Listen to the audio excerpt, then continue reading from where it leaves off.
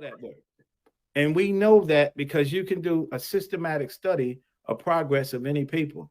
Once you know what your people have achieved, you see it as not only something you've done, but something you're able to do, something you can build upon. So we've tried all these other things, but we need to systematically educate our own children ourselves, not Hmm. necessarily in schools.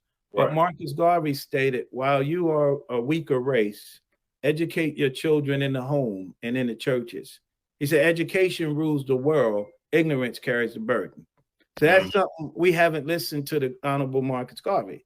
Because even when you look at the programs of the Honorable Elijah Muhammad, it dealt with not only transformation, but it deals with education.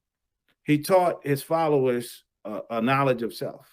So when you look at successful movements throughout the country and that galvanized not only African people in this country, but throughout the world, it all started with first educating them. Our Hmm. founder, William Vanoy Banks, he patterned our organization after the Nation of Islam.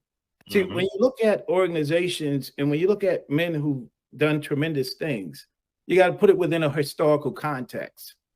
All right. He and now the Nation of Islam founded its organization after the Honorable Marcus Messiah Garvey's UNIA, Universal Negro Improvement Association, and African Communities League.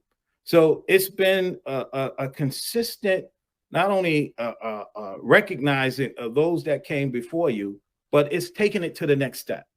Now, I mention that to say, when you look at the UNIA, when you look at the Nation of Islam, and then when you look at the fact that Banks looked at the Nation of Islam, but he wanted to start a Masonic organization. And then him started a Masonic organization, he did it in a similar pattern as the Nation of Islam. He took similar type men and women that the Nation of Islam took. But as opposed to an Islamic basis, he wanted the Masonic organization to have a Christian basis.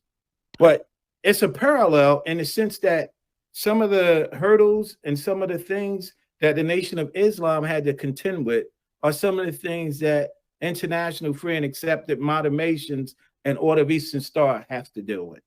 But nonetheless, he had the foresight. Dr. Banks was so intelligent that he realized that in accepting those type of members, it would only get the organization so far. So he understood at some point he would have to begin to educate his membership. Hmm. Now, his plan, if we were to look at it and analyze it, it still holds true today. The problem is when others come behind him and don't follow his plan, we end up back where we started. And that's where we see our organizations, like we see other organizations today. Now we're seeing even a reoccurrence of certain what we call the constants in history reemerging again in terms of relationships that African people have with other people throughout the world. And our children are at a disadvantage because they don't understand any of this mess because we didn't properly prepare them with their cultural identity and we didn't teach them the history that they should have been taught so that they could make sense out of this world. So Okay. that's the dilemma we're faced with today.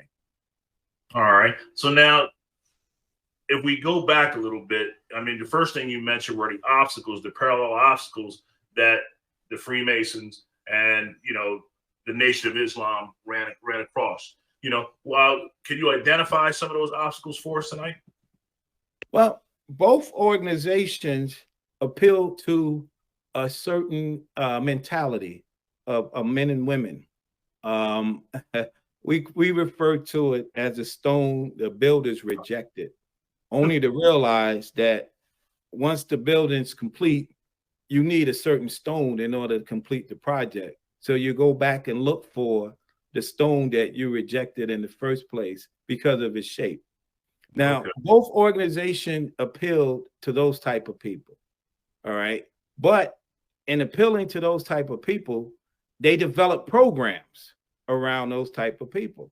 Right. But those type of programs that talk about economic empowerment, self-development, cleaning yourself up, looking well, protecting your women, protecting your children. not using alcohol, not using drugs, owning your own business. That's appealing not only to the people you intended it to appeal to, but the onlookers. So what happened is both organizations started to attract membership that were interested in what it saw from the program. Correct. However, once the members got into the organization, they saw the organization was limited because it didn't really have a program for those who didn't come with, I would say, certain baggage, for lack of a better word. It really didn't have no program for them. They don't have tools. I didn't hear you, sir. They don't have the necessary tools. Yes, sir. Exactly. Well, we had tools, but at some point we were still using hand tools when we needed electrical tools. And some people were better equipped to deal with electrical tools than hand tools. So we use that analogy to point out that when you have successful programs, you start attracting a population that you normally didn't intend on attracting. It's not that you didn't want them, but you start to attract them. And as those people come in, they get frustrated because they run into obstacles within organizations that point out the fact that we want change and we want to do things this way. But there's one thing about leadership and those in leadership. All right. Some people who are in leadership because you look around the room, they're the only ones left. And you figure it's your turn. All right. And other people are in leadership because they developed it. They developed themselves. So when those two people confront each other, they say, is it real or is it Memorex? They know each other. But the unfortunate part is the one who may not have been prepared may be in a higher position or maybe in a higher authority than the one who has been groomed and nurtured. So, and that what impedes the progress of the organization. And so, and this is true not just of our organization, it's true of most of our organizations. And it's one reason that we have a hard time attracting young people into our organizations. Because young people come with fresh ideas. They come with new ways of doing things. Sometimes they're more technologically literate than those of us who are older. So rather than embrace them and provide them with opportunity, we give them menial tasks and we want them to follow us. And it's only a matter of time before they get frustrated and they leave. So at some point, there has to be a fusion between what we understand, know, and study, bringing in our young people and making it work so that we can move all these organizations forward. Absolutely. So I mentioned earlier about just something as simple as what do we call ourselves? See, some of us are content with thinking that's a menial issue. Well, I always tell people, if you think it's a menial issue, go into any household, get 3 or 4 children born by the same parents who are of African origin, separate them in a room, and you'll be surprised. You may get 3 or 4 different answers if you ask them to identify who they are. Absolutely. That's something that seems simple, but if we could clear that up, then that's one less thing we have to clear up, and our children can move forward. Absolutely. So, in a sense, Dr. King, he had this quote that some people don't like to repeat, and I often repeat it to people. He said, the greatest blasphemy of the whole ugly process was that the white man ended up making God his partner in the exploitation of the Negro. That makes sense. Yeah. It makes sense. I mean, if you can understand some of the things that took place in history, you can see it. It's very clear. Now the thing is that what you described not only affects us, but it affects the entire world. It affects the world. You have an influx of the new order. Correct. And they're always in conflict with the older regime. Correct. And they don't seem to mesh in the middle. And these new, fresh ideas, or just a new way of thinking, and that's the reason why we can't get anywhere. you know, and we're at a stalemate, not only, you know, with ourselves and our culture, but, you know, at the highest forms of government, they have that issue. You know, as long as you have people sitting in those seats for an indefinite period of time, and they're not very, you know, they're stuck. You know, they're stuck in their ways. They're stuck in their ways. They're caught there. You know, so other people that are coming in, they can't seem to, you know, get through that obstacle. And I can, you know, I can understand why a lot of organizations, governments, and things like that suffer. You know, and how do you, you know, you bridge the gap? How do you bridge the gap? You know, and that's always been an issue. I've had that issue in several instances myself. How do you bridge the gap from yourself, you know, into another group of individuals, so that, you know, and somehow, you know, have a mixing of ideas so that, you know, you can proceed, because that's very difficult. I mean, I've always been told you give enough information as you give it to people at a point that they can absorb. That's the way I was always told. Give it to them slowly so they can chew on a little while, and then they can put it out. You know, and I even heard, you know, one gentleman say, you know what, I'm going to listen to your ideas. You know, I'm going to listen to them, but then I'm going to take them and I'm going to put them out the way I want it to go out. I actually heard somebody say that recently. I said, well, that's not, you're missing the point. You know, you can't take an idea and then put it out the way you want it to sound because, you know, you're comfortable with it. You know, sometimes when you're dealing with groups of people, you know, you have to do things that are not, you know, that don't quite sit well with you. And the reason why it doesn't sit well with you is because it's new and you don't understand it. And that's all a part of the education process, you know, and we have to, like you said, we have to get more people involved. But, you know, like you say, you do want them, but you don't want people that come with baggage, you know, whether good baggage, you know, good baggage, we'll call it good baggage, you know, because they're, you know, face it, some people are full of themselves. Those bags are full. You know, you need people on the grassroots level, like you said, that rock or that stone that no one wants, you know, because he can be nurtured, he can be taught, you know, he can be educated, you know, and more importantly, he's like boots on the ground. He knows what's going on in a community that because of whatever you do for a living, you may have been disconnected from. He's more connected to the people outside than maybe you or I are, you know? And, you know, we need people like that, like you say, in order to, you know, help develop, you know, our culture, you know. And when you go back and you talk about the culture, you know, where is our culture? That's an interesting question.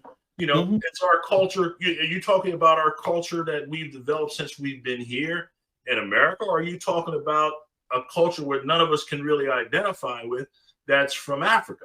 Because a lot of us, you know, we're not really African. You know, we have African descendant, you know, we have African descendants, obviously, but we've been disconnected. That was the whole point.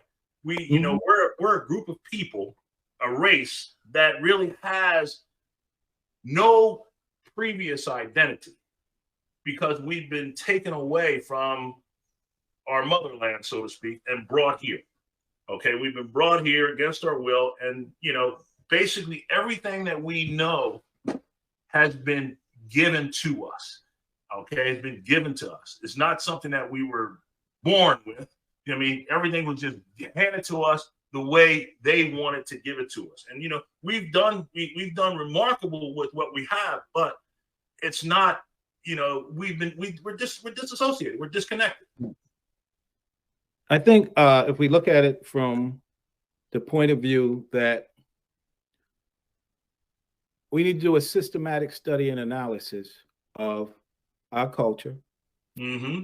We live in a day and time where information is available in ways that we could never fathom years ago. What we lack is guidance to the information. I mean, our young people can find facts and information like you can imagine, but they lack the guidance.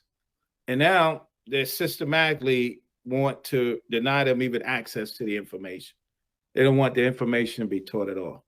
Now, we know when we study our history, quoting Malcolm X, he stated, of all our studies, history is most qualified to reward all research. That's a starting point. History tells you what you were.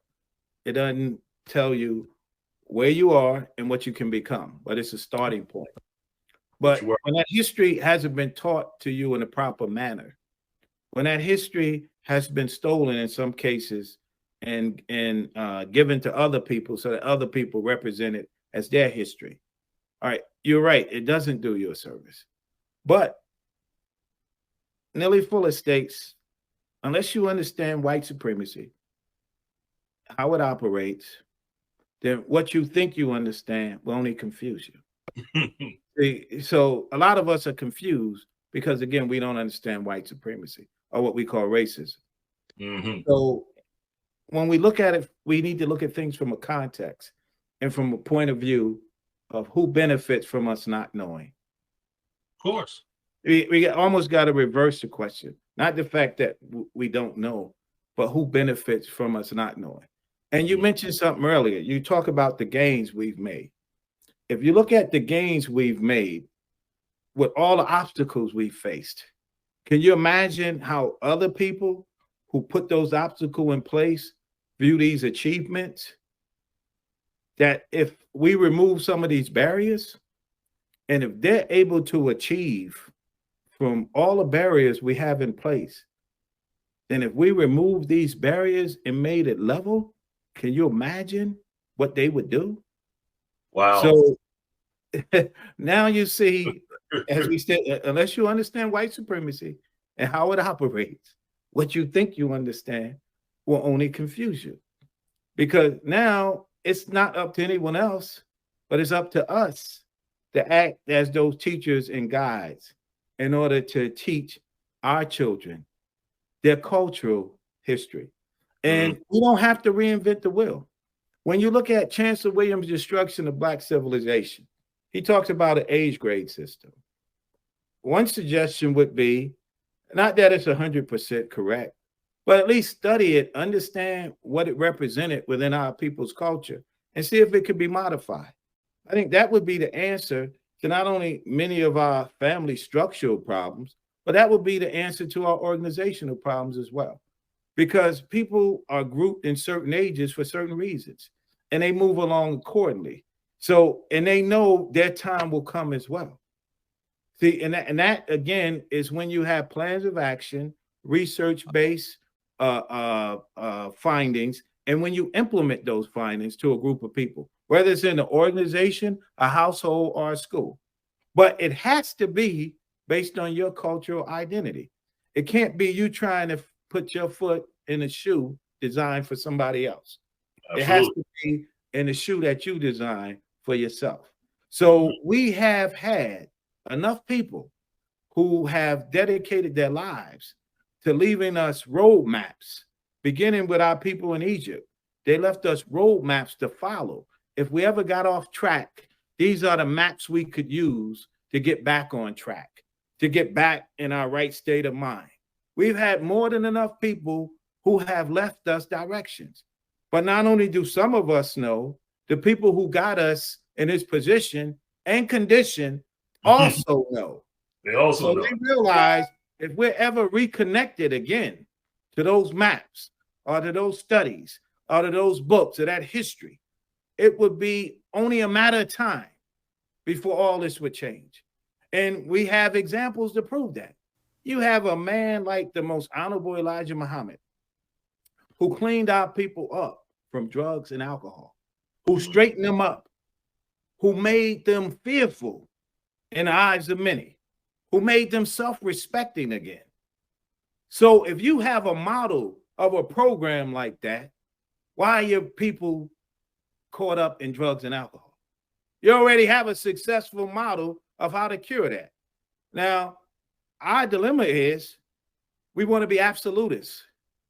A man is not just one or two incidents It's the totality of his entire life. Right. But you have to learn it's like a buffet. You take what you like, you leave the rest. Mm-hmm. But you don't throw it all away. So how come some of our social scientists, how come some of our professors, how come some of our teachers, how come some of our doctors haven't looked at this program and its success, taking the best from it and implement it? Because we've proven it worked. Mm-hmm. Yeah. Listen, I mean, once again, you mentioned those obstacles once again.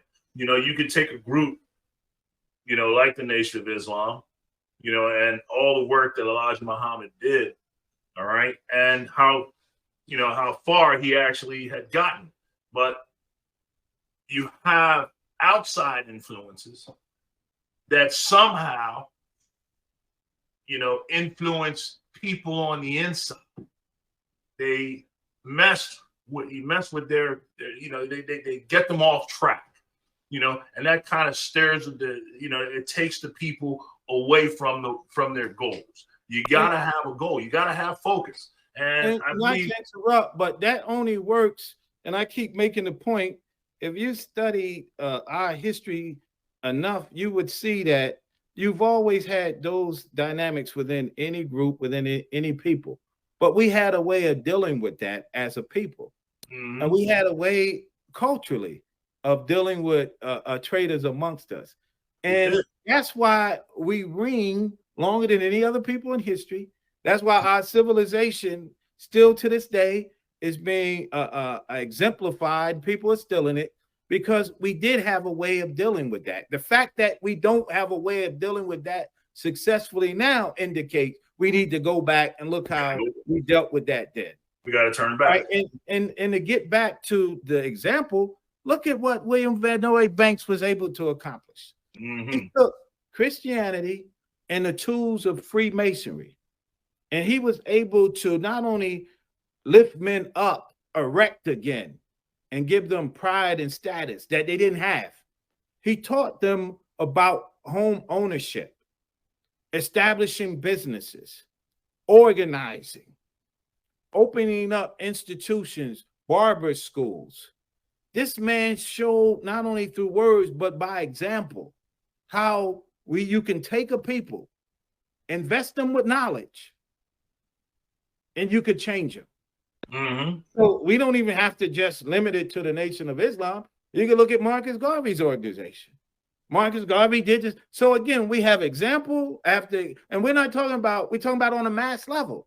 When you talk about the UNIA, you're talking about a mass organization. When you talk about the Nation of Islam, you're talking about a mass organization. When you talk about International Free and Accepted Modern Mason and Order of Eastern Stars, you're talking about a mass organization.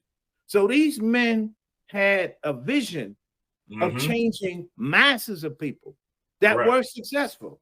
And like you mentioned, sure, some might have come in and altered the program. But how do you jumpstart it again? You go back. You go back to where he started and you build on it. And you look at where did we deviate from his plan? Because had we followed his plan, we would have, had we followed any of these great men and women plans, we would sky's be the limit farther than we are right now. And that plan still would work. They probably work better today than they worked then because our children are hungry. Our children want direction and guidance, but they've taught us to fear our children. So we're disassociated from our children because they've taught us to fear them. Mm-hmm. It seems like we're going in circles, man. We're going in circles, and that you have to, like you say, we have to go back to the past, and we basically got to get back on, not reinvent the wheel, but get the wheels of the past back in motion again. And I mean, there are groups out here. We can't take forever doing this. See, that history doesn't afford us that luxury of having forever to do this. I mean, we have to be systematic about this. That's some of the reasons why our study group was developed. Our study group was developed within Clifford Alpha Lodge 165 so that we could look at information, take what we considered to be the meat of that information, and organize it in a way that we could present it to people it's not like they're cheating or anything. They're just saving time. Okay. So we're willing to be the think tank for people so that we can systematically look at the information and organize it and present it in such a way where anybody could get the essence of the material in that small book or pamphlet, and then they can move forward. We have to have that ability. Humans evolve. Thinking evolves. Our children have evolved. We don't need to spend, we can't afford generation after generation after generation to continue to sacrifice. At some point, this has to stop. And we have to make a concerted effort to make sure our children are properly equipped with their cultural, historical foundation that will lead them to know that they can do anything in this world. They're capable of anything. And we've seen that with children who have that. And we've seen that with some of our children who don't have it. But when we do that, we won't even need these conversations anymore because the world will change. I always felt like we're always going to need these conversations because creating that sense of urgency, amongst the masses is the challenge. Our children are impressionable because, if they have the proper leadership, you can, give them the information that they need and let them take it and run with it, but then you have such a large component of those stones, they are mobilized in the event of trauma, tragic occurrences. When things go wrong, they seem to mobilize at that point in time, but they fizzle out until the next thing comes, and then they fizzle out, and then the next thing comes. And that's where, from the masses, there's always been one to come from the masses. But the thing is that they're all lying dormant. And understanding what's going on now, all the system has done is basically give them alternatives to take their minds off the big picture. Cannabis everywhere, alcohol everywhere, man. Everybody, everywhere you go, that's all. That's the biggest thing. The biggest topic in America right now is cannabis. If you're trying to move forward, how are you going to move forward if your mind's not right? And they're doing this, to keep us, once again, it's another way to keep us back, pacify them, keep them, just don't let them think, just let them stay high. As long as they're high, as long as they're inebriated from alcohol, and when they're angry, they can go out and shoot each other, then we're in good shape. We don't have to lynch them anymore. They can lynch themselves, intellectually and physically. And that's, my question has always been the same. When you see it, you can't get away from it. It's all over the place. All right. You have a group that, yes, there are going to be some people that achieve. There are going to be some people that overachieve, but I need to get to those people that are lost, that don't have a clue. And there's so many of them. There's so many young men and young women out here that just, they don't know where they're going. They have no goals. They're just existing.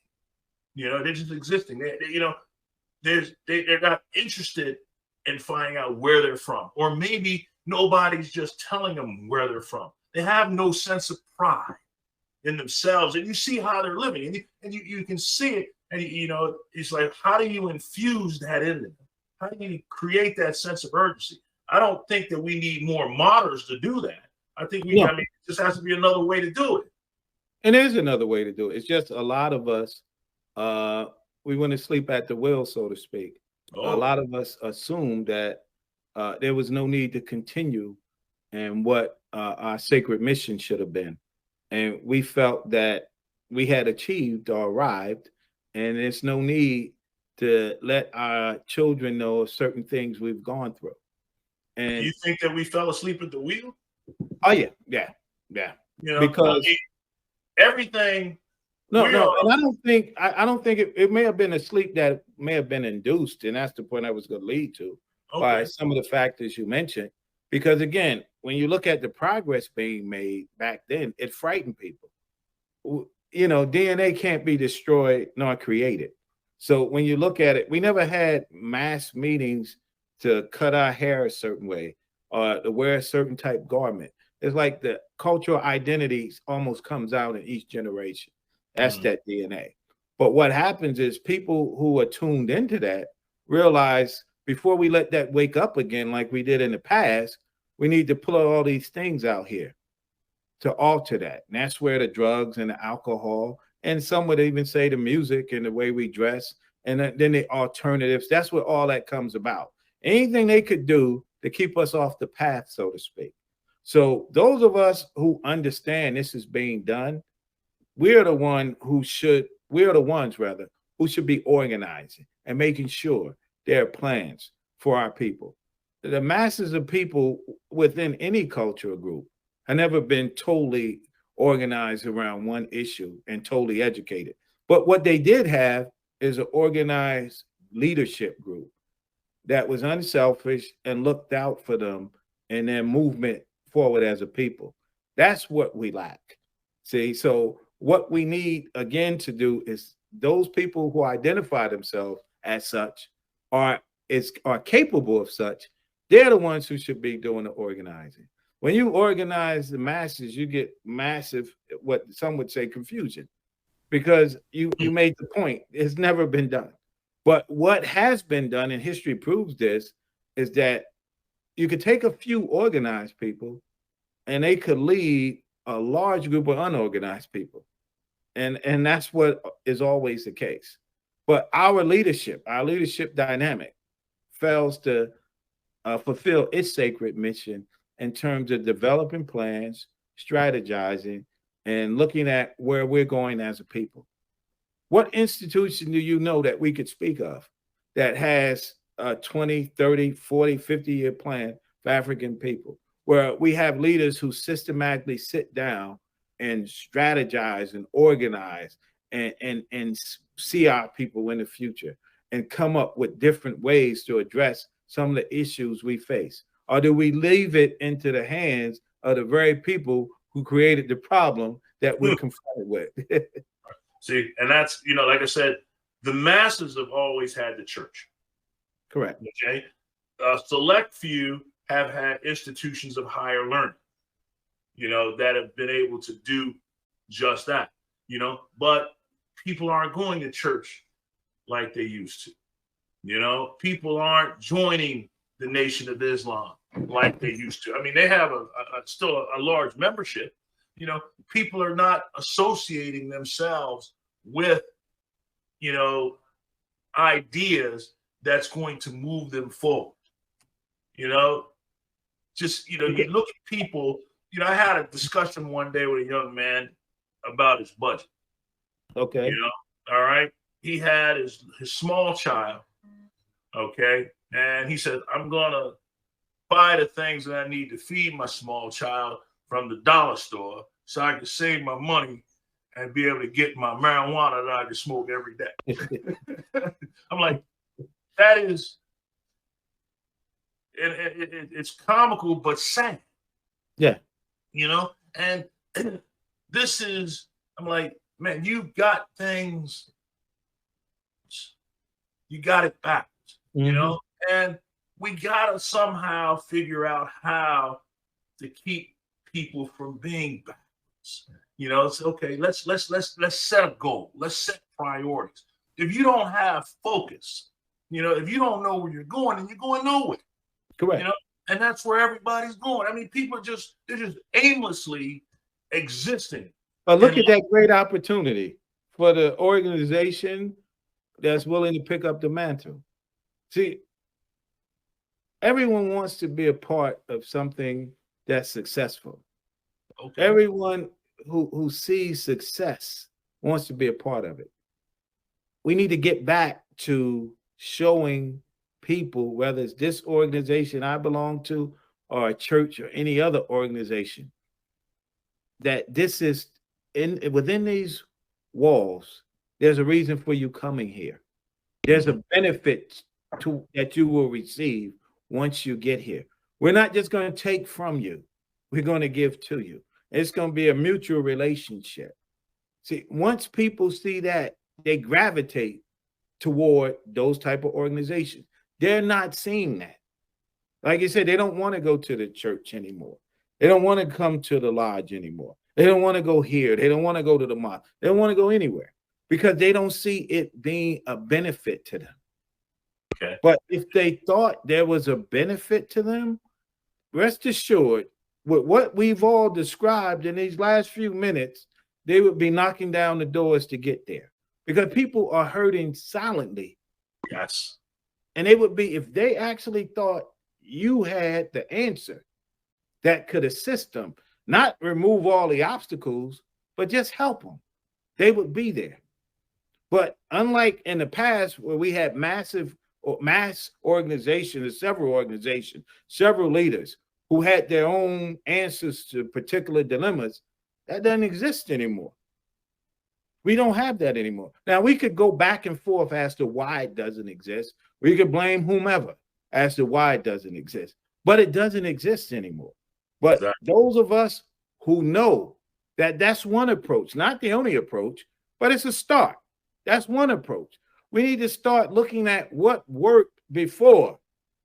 And if it needs to be changed, things are not carved in stone. Sometimes you need to change things. We start all over. You learn from the past and the present to change the future. It's very simple. You learn. You can't change history. That's already. Don't be glorified in your history. You learn from it. You learn it where? You learn it today in the present. To do what? Change your future. It has to be a change agent. But you have to be able to dictate to people that this is worthy of you joining. This is worthy of you sacrificing your most precious time. And what were our leaders able to do in the past? They were able to show in the community examples of strong women and strong men. They were able to show examples of businesses being owned and operated by us. They were able to show in the community that it was a community, but people dressing up like you mentioned on Sunday and going to church or going to wherever. Children saw that. So when children saw that, guess what? They wanted to emulate that. Absolutely. They wanted to be a part of that. Now you remove that structure from the community. You make everyone pull back and stay in the household. You offer no guidance to young people, and you give them alternatives to escape a reality. And this is what you get. Exactly. Now, I want to just touch on one thing, in getting people in. And that's something I want you to share with us. When bringing people into the organizations or any organization, and they're coming to get some sense of truth, some sort of knowledge, and that's the one thing I want to talk about with people, is not coming just to get truth, but also trust, Correct. That truth and that trust factor, that is a big obstacle for people coming because, people have reservations for a lot of reasons, just they're mistrusting, they're scared, like you say, a lot of people suffer in silence, but a lot of people just don't know where to go. They don't know where the answers are. People call and say, can you help me? Can you help me? And a lot of times, no one's there answering. There's nobody that they can find to answer them, So, but when they do find a place to go, that truth and that trust factor, is just looming overhead. Any comments on that? Well, you already pointed out there's a difference between truth and trust. I mean, you can tell the truth, and that doesn't mean I can trust you. A lot of people confuse the two. They assume one comes with the other, and that's not necessarily the case, as we so often see. However, within our organization, and this is key because it's based on, and I'm so thankful for our ancestors and organizing this in the manner in which they did and giving it to us. in a manner, because this is what not only builds nations, this is what saves nations. This is what's behind the scenes, the knowledge that we're taught. And I say knowledge and not information, because knowledge is applied information. Information is just facts. You don't know if it works or not until you go out and apply it. But we are so fortunate to have this knowledge come down to us over the centuries that we created, that now is responsible for building enduring civilizations that we know of. And within this organization, I can only speak of this organization, it has the capacity to change people. And the reason it's so successful is because you realize you can't do it alone. If left alone, we would all be great if it could be done. But we know we need women and men of like mind who could support us. And when we want to deviate a little, they can pull us back. All right. When we need models or examples of what to aspire to, it's there within the organization. What I'm saying is not only do we have to get back to that within the order, because we've proven successfully we can attract young people, but can you keep them? Mm-hmm. All right. You got to have something for them once they get there. And they're intrigued by the handshakes and the passwords and all that. But after a while, that's boring. What do you do to build the spiritual essence of women and men? That age-old question that everyone's been wanting to answer for all these generations, for eternity. What do you do? Because within our order is the ability to begin to attempt to answer that. Mm-hmm. And for you to realize that the thing that you're most interested in changing and improving upon is not some temple, it's you. Mm-hmm. And that if we equip you with tools, as we mentioned from the onset, all right, that can start to mold and shape you. And then if we put examples of men and women around you that have already used these tools, now you see human possibility. All right. And then that keeps you. And then you want to go out and emulate what it took to make you that way. That's what's missing today. Mm-hmm. See, when people cleaned up in the past or straightened up, and that's the dilemma. Some of us didn't need to be cleaned up. See, and that's what I mentioned earlier when I said not all of us had a dilemma when we joined these organizations. You don't have, what if I don't have to be cleaned up? What's the program for me? See, and that's where we got to now sit down with people within the order and say, okay, how do we expand this to take into consideration those people who don't have these dilemmas? Because we're attracting them. How do we keep them? See, and that's where a lot of things you mentioned earlier that should be taught within these walls. But at some point, if that's not done, then these organizations are going to fizzle away. Because you're right, people Zoom church now. You know, they don't go anymore. They just they sit at home, whether it's snow, rain, or whatever. They sit at home now and watch church via Zoom. See, people watch this, they don't go out anymore. So in understanding that, you have to be open-minded enough to at least augment your program to start attracting that audience. See, but if you have an old leadership who says, no, we're not going to do that anymore, now you cut yourself off by its root. And that's not true, or it shouldn't be true within Freemasonry. That we should be forever thinking, forever moving forward, always working to improve the social, spiritual nature of women and men. That's what we should be striving toward. We shouldn't, your best examples in the community were and should be those women and men who are part of these types of organizations. And that's true of churches, mosques, and everything else as well. But when they're not visible, what do the children have to see? And that's the thing. You know, you have to be able to see it. you know, and that's what people see. If they don't see it, all right, then they have nothing to identify with. Correct. And that's, so you have organizations, you have fraternities, you have sororities, you have the Freemasons, you have the Nation of Islam, you have the churches, but when do you see them? All right. Where in my travels, where's the last place that I've seen their presence? Their presence is not felt anywhere on a typical day in the community at large, and if I'm wrong, please tell me. Oh no. They have events where we go out, but it's not enough. Right. It's not enough. And you have to go to where people are.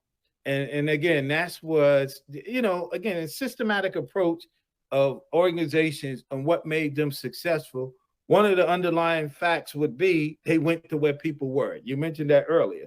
If the people didn't come to you, they went out, they called it fishing. They went out to where the members were, or the people were, and those people, they brought them in and they became members subsequently. See, that all that works. See, we're not saying that it's some magic formula. You just need to go back and study what worked, take the best of it, and implement it. It'll work with these children. It'll work with these men. It'll work with these women. But you have to be willing to put it to work. That community outreach is very important to the survival of any organization. You have to go where they are. They're not coming to you. People are not coming to you. If you know that their people are congregating here, whether it be for negative or positive reasons, that's where you need to be.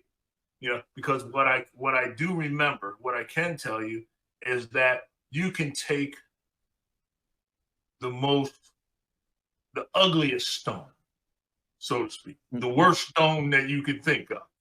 All right. And if you sit that stone down, that stone will allow you to work with it and polish it up. They want to listen. But they got nobody to listen to because there's nobody around that's talking to them. They're listening to the people. They have no one around that they need to listen to. The people they are listening to are steering them in the wrong directions. They're not helping them to focus and get, like you said, moving forward. Because we're just, like you said, falling asleep at the wheel and going right on past them, going right on by. Most people don't even want to go into our community because we become even afraid not only of our children, but we've become afraid of our own people. But the thing is that if they will recognize that you're only there to help them, they will receive you, and you have nothing to fear. I see it every day. You're right. They will receive you, have nothing to fear with them. But the thing is that you have to make yourself accessible to them. And when you see people out here suffering, we got people out here hurting themselves, hurting each other, doing things that's hurting them in the long run, mind altering, But that's because there's, like you say, there is no guidance. But the thing is that where are the people to get them on the right track? And you got churches on every corner. Your church is on every corner, but the doors are closed. You know what I'm saying? I mean, like, okay. I mean, what's the point of having a structure there if people can't come to you and say, "Hey, I don't," what are you here for? Please tell me. I mean, and that's the thing. Why are you here? It's just a building. For me to go spray paint or just hang out on the corner in front of it's not. I'm not getting anything from it. It's just, I didn't know this was a church. And on Sunday you see some people coming and going, but on Sunday I'm too tired. I'm sleeping in my bed. I'm not going to church. I'm not going to congregate with people. And that's the thing is like, how, well, we know the answer. How do we just going out? How can we convince organizations? Because membership is open every day. Correct. Membership is always open. But the thing is that if people don't know that membership is open, or people don't know, why should I join this group? What do I need to? What can I get from them that I don't already have? If they don't know, I mean, they don't, a lot of information. They just don't have the information. And it's the tragedy is we live in an information age, and it's all over the place. But it's misinformation. See? And the other tragedy is within these organizations, I found that you have such a talent pool. You have so much intellectual capacity that's not properly being used. Mm-hmm. And until there's a realignment with the leadership, I mean, this will continue. And what happens is that intellectual capacity gets frustrated and eventually leaves these organizations. People have a role. It's not everyone's role to go out and, as Walter Rodney would say, ground with the masses. It's not everybody's role. Right. However, there are some who are gifted in that area. Everyone should know their respective roles within an organization. That's where leadership comes in, and that's where an assessment of your membership comes in. See, we're of the notion that people are born leaders, and that's the greatest fallacy to mankind. People are born with leadership characteristics, but leadership is nurtured and developed over time. Mm-hmm. And when you look at it, people who were successful as leaders, they had certain characteristics that when it was nurtured, it enabled them to lead people. So understanding that, we have successful programs of leadership. But one of the hardest things to do is to convince members in an organization to study leadership classes. That's just humility. But they want to lead. I found that's one of the hardest things to do, to convince them that we need to be taught different aspects of leadership so that when we go out, at least we've all been exposed to similar information. Now, we got our own personalities where we're going to make the necessary adjustments, but at least we've been exposed to the same information. That's one of the hardest things to do. And I talked about earlier how our organizations suffer because you have a leadership group that in some cases is a little older and they don't want to change any. They feel that what they've done has worked so far, even though it's 3 people left in the organization, and they're not willing to change it. And sometimes, you use the word of today, all you need to do is tweak it a little bit, and you'll be surprised you can attract more people. See, they're until we realize that, then again, these are the dilemmas. At some point, we would hope that good-willed men and women will sit down and come to a consensus that it can start with this organization as a model. Mm-hmm. And this model can serve to emulate the practices that we need to put forward for our community, all right, so that other organizations, because it's going to catch on like wildfire. You don't need a mass meeting. Once organizations find out, hey, this is what's working, look at how they're growing, look at their appeal, look at how the youth are coming in, look how men and women are coming in, and other organizations are going to emulate that. But it's like everybody's sitting around waiting to see who's going to be the first one. That's why I'm proposing that international is our time. We were the first in so many ways.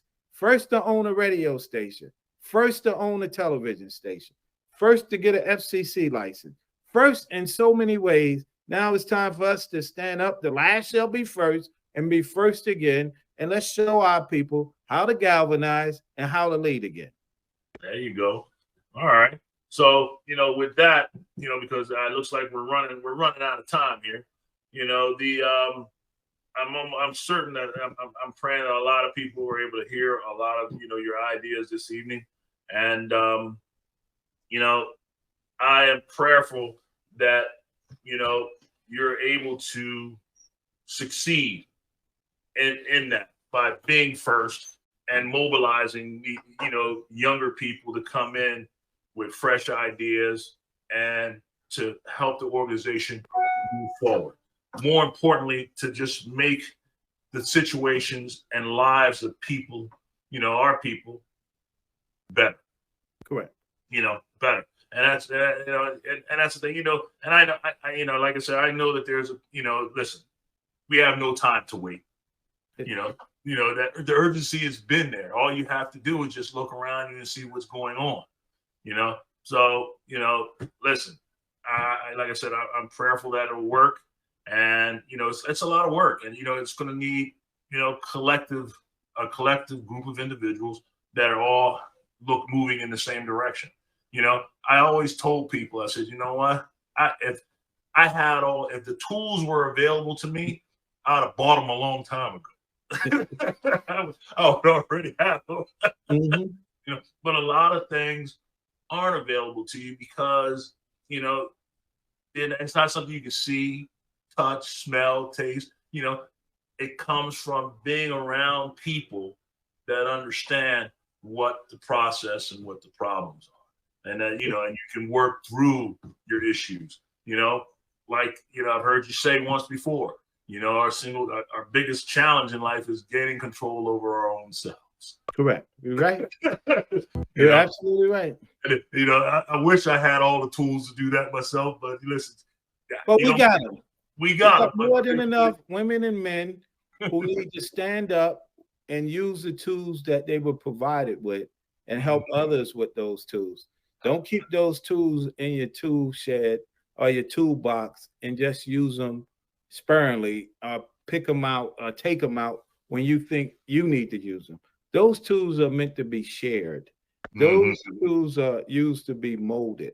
And if it worked with you, just remember how it worked with you and use that approach to get it to work with others. Amen. All right. So with that said, I know we're running out of time this evening. I want to thank Mr. Bowler for sharing his time with us this evening.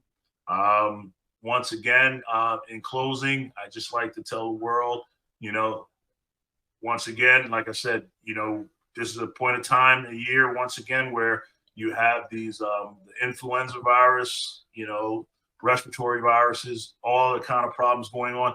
Anytime you have a change in season, though the peaks of these illnesses, they come back. So once again, hand washing. Avoid, places where you don't need to be at. If you got to be there, wear your mask, protect yourselves. All right.